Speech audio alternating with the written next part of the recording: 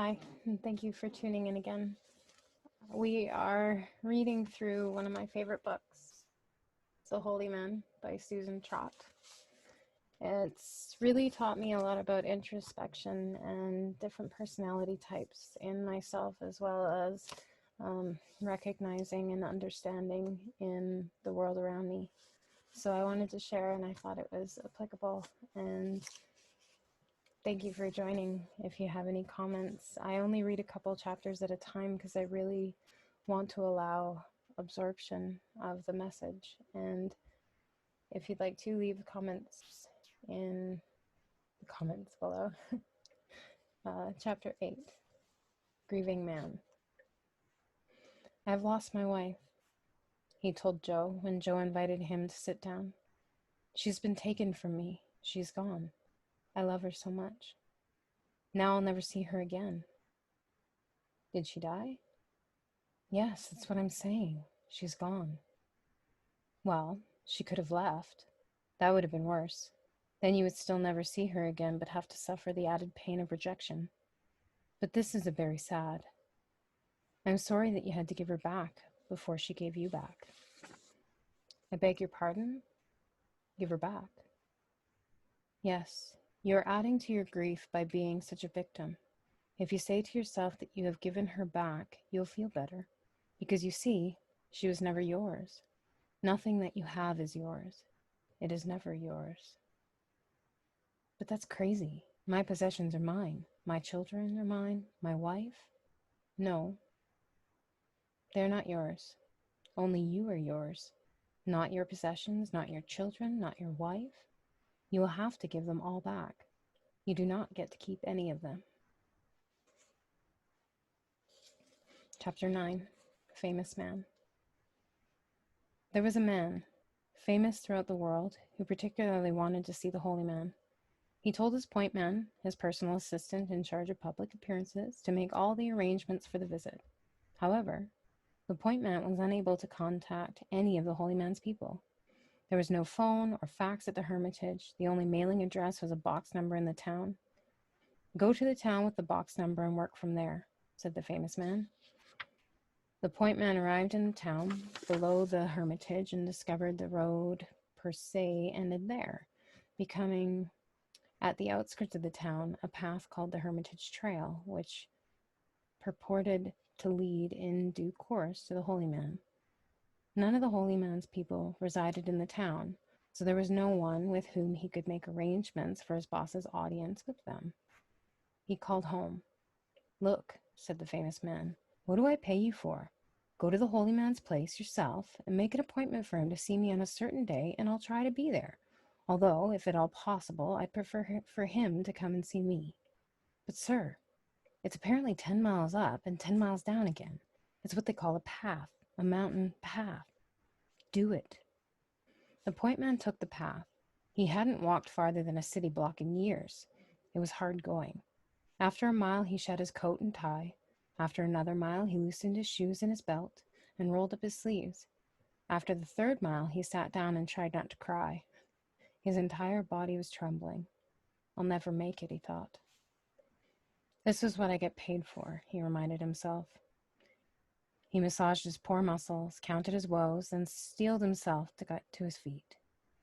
At this point, the path traveled alongside a fence which surrounded a pasture within which were about 30 dappled ponies. Some men were sitting on the fence, keenly observing the beasts. The point men approached them, and after such shouting, gesticulating, waving of greenbacks, persuaded them to rent him a pony. A pony was what he got for his money, but no saddle or bridle went with her. Still, the pony seemed to know her job and trotted ebulliently up the trail, seeming to favor, even savor, the uphill, which in fact was what she was bred for. The point man jiggled and jounced and hung on to the thick mane and tried to keep his seat as well as he could keep his feet from dragging on the ground. Finally, figuring that sort of lying down arrangement on the pony's back, with his arms around the pony's neck, was the way to go, as long as no one was looking. A walk or a canter would have been much more comfortable, but what did he know about gaits? Sometimes, for no reason he could see except for the trail allowed for it, The pony would lapse from her steady trot and go into a little sidestep, backstep dance that even included the odd pirouette, a complete whirl. It was not as if the pony was trying to dislodge him, for she seemed completely cheerful about her burden. It was late in the day when he attained the end of the line. Of course, it was not the end of the line as he knew it, when it meant one's final destination. What's this? He wondered. It was evidently a large gathering of people strung out lengthwise. He dismounted. His legs crumbled beneath him, but he recovered his footing. Even standing still, the jiggling motion did not entirely cease. He hoped for the experience he had not damaged his inner ear. "Excuse me," he said, stepping on by. "I have to go ahead to make arrangements with the holy man to see," and full of importance, he spoke the name of his boss, which was familiar to everyone within hearing. "Oh no, you don't.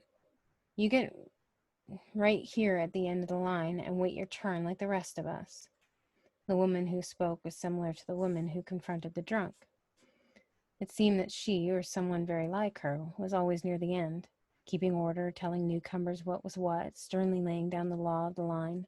Maybe she was one of the holy man's people placed there for that purpose, a monk in pilgrim's clothing.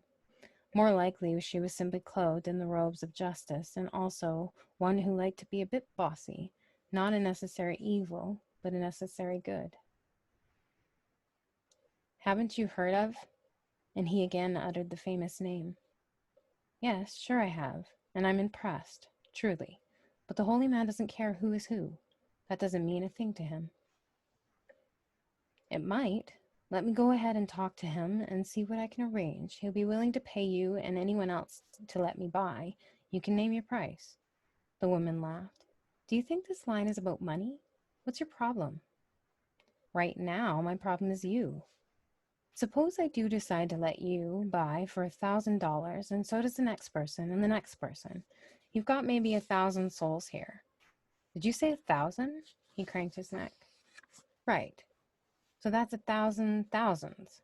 Help me on my math. I think it's 1,000,000. Is your boss ready to pay that?" One thing for sure, the point man wasn't going all the way back downtown to call his boss to find out, so he said yes. "Well, money isn't important to us." She looked pityingly upon him. "That's not why we're here."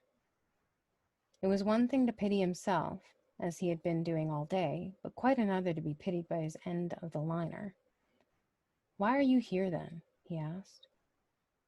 "To find out how to live a meaningful life. Baby, with money you can afford all the meaning you want."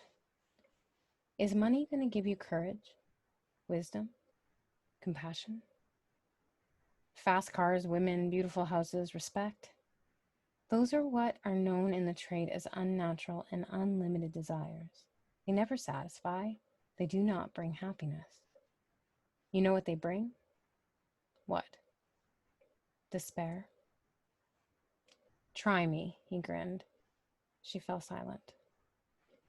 He goaded her. "If you already know so much about what it takes, courage, wisdom, and whatever, love, I guess you said, then why bother to come all this way to the holy man?" "To see what it looks like when it's embodied," she said, her voice trembling a little at the wonder of it. "To see if it's humanly possible. To see that it's humanly possible." When the line broke for the day and people marked their spots and drifted off to be by themselves or to mingle with friends or to set up camp, the point man talked to as many of them as he could and pretty much got the same message, which was no.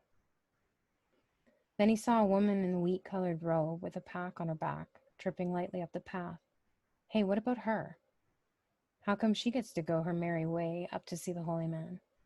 Because she lives at the hermitage. She's one of the monks. The next day, back in town, he called his boss and told him what the deal was, described how bleak the situation, how stubborn and incorruptible the people of the line. Then he told him about the monks. Every few days, one of them goes down the mountain to get stuff, fresh fruit and vegetables. There aren't that many of them, maybe 8. They take turns. Get one of the monks to take a message to the holy man that I want to see him. I already tried to. She wouldn't do it. She says you have to come here and get in line like everyone else, but that probably at this time of year you won't make it to the top. She says to come in late spring, then you'll be at the front of the line. She was nice about it. I want to see the holy man now. Not next spring, not next Sunday, now. Get a hold of one of the monks' robes and I'll go tripping the hell up the mountain myself. When the holy man sees that it's me, he'll understand. He'll forgive me. That's what he's all about, isn't he? Understanding, forgiveness, he laughed. Yes, and he's about courage, wisdom, and compassion, the point man said. What the hell are you talking about? What do you know? Just do your job and get the robe. I'm on my way.